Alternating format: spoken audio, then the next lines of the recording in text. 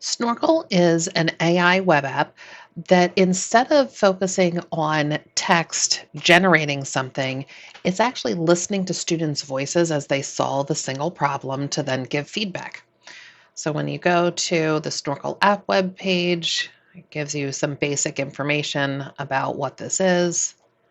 And I'm going to head over and log in to teacher.snorkel.app. And the Google logins work for teachers here.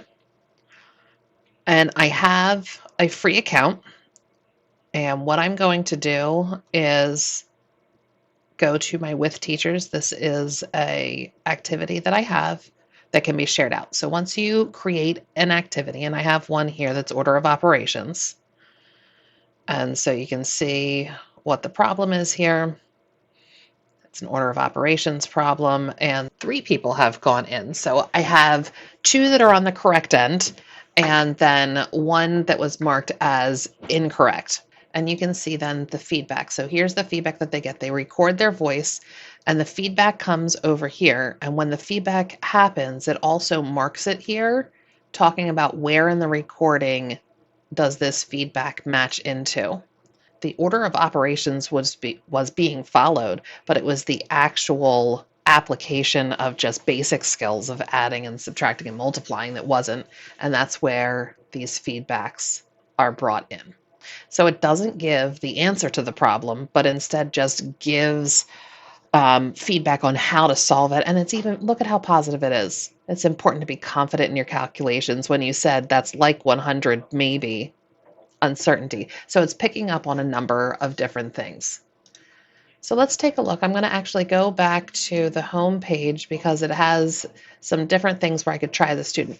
Before I move to that though, I'm going to use the share arrow and then copy this link. This link is what I would provide to students. So students wouldn't come to the Snorkel app directly, but they would get this, put this onto a new tab, and then would be able to go in. So I already responded, so it shows me my response.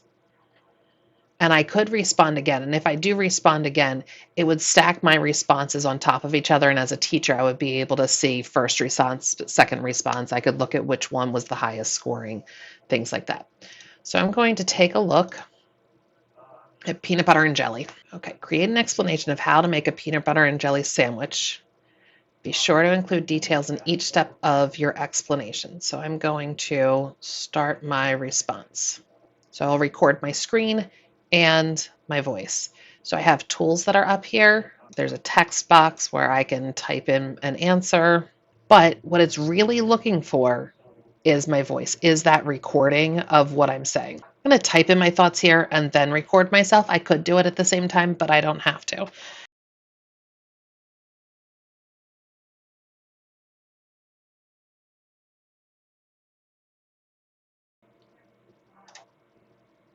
So the first thing you need to do is gather your ingredients. You need bread, peanut butter, and jelly, as well as a knife. Lay down the 2 pieces of bread next to each other. Use a knife to spread peanut butter on one piece of bread. Use a knife to spread jelly on the second piece of bread. Put the 2 pieces of bread together so the peanut butter and jelly are on the inside. Okay, so I have my directions, I have my audio, I'm going to submit it. So there we go, there's my response. And here's my feedback. I got a 3 out of 4. Okay, so great job explaining. Good job explaining that they should be on the inside. Interesting. It says that I missed a step putting the 2 pieces of bread together, but then right here it's saying that I did. I kind of want to go back and listen right here. 2 pieces of bread together so the peanut butter and jelly are on the inside. Yeah, I did say put it together. So this is a good example. This technology is super neat, but it still has some room to grow because I did say that, but it's saying that I missed it. So this 3 out of 4, one of the things to look at and judge is the feedback 100% correct? And going back, and a student would be able to prove and say, no, listen, I did say it's together right here. So maybe if I recorded it again, I could make sure that I said those words more clearly. That might be a way around it.